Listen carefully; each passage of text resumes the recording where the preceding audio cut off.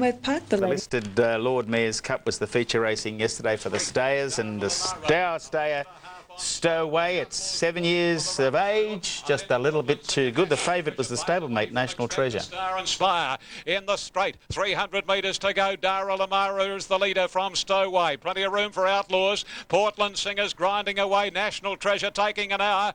The grey Stowaway races to Dara Lamara. Portland Singer battles on, then Outlaws, but it's Stowaway. He's too good, Stowaway. Stowaway beat Portland Singer, Dara Lamara and Outlaws, followed by National. Stowaway, one of 3 winners yesterday for Gay Waterhouse at Rosehill Gardens. Yeah, expect the Star beaten 1.7 lengths. That says it all. Well, he's a great old horse, Stowaway. I mean, he's a tough old campaigner. Yeah. You'd love to have one like him in the stable. He had 57.5 there, I think, and that's not a big weight for him against that class of horse. Most of them carried 53, so he got in pretty well there.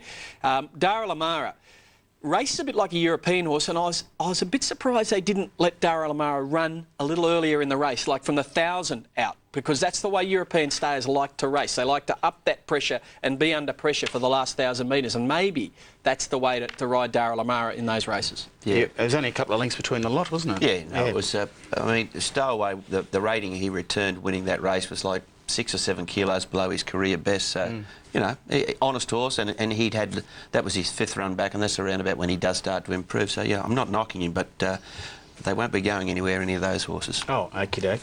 Right, let's move on now to race number 7. And Domingos has been very consistent of late, had the advantage of the inside barrier draw, and eventually that's what won at the race. Jeremiah Academe heads the others as they straighten it. Oscar Warrior got to the front from Spinning Con. Domingos up along the inside. Geiger Spirit is weaving clear, not a lot of room. Mr. Aristos hung in badly, and Gabfest, Bradshaw and Magic Marvo come home well, but Domingos right along the rails. He pinches a length and a half on Gabfest wide out. It's Domingos in front from Gabfest, and Domingos beat Gabfest, I reckon, with Bradshaw third. Then Jeremiah and Oscar Warrior followed by Magic Marvo.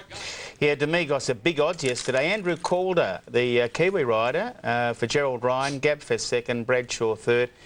Did you think the favourite Geiger Spirit had every chance? It did, but just on Andrew there, he had his first ride in Australia last week.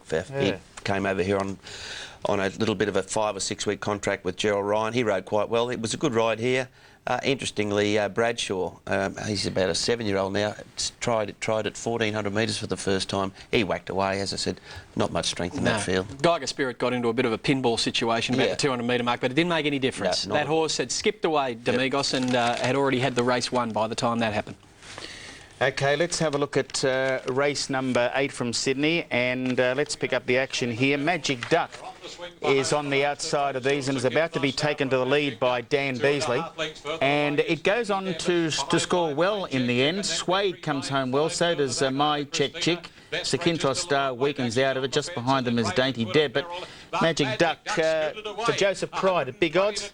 Yes, finally put it together. This horse promised plenty as a young horse, but yeah, it was a pretty impressive win. There was a few reasonable runs in that race. Beryl didn't go too bad. It covered a lot of ground, as did Ravenswood and Suede. Suede had a pretty tough run. It was midfield and then drifted back, was 3 and 4 wide, and then sort of a little bit held up in the straight. It was a race of no superstars, but there are a few that covered ground. Geez, can't you tell when the carnival's moved on?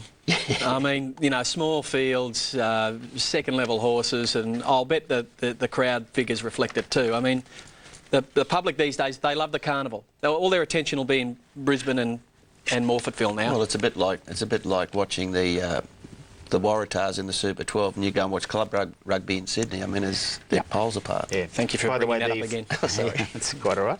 The favourite Best French went pretty ordinarily, and Magic Duck is trained by a very smart young trainer out at Warwick Farm by the name of Joseph Pride.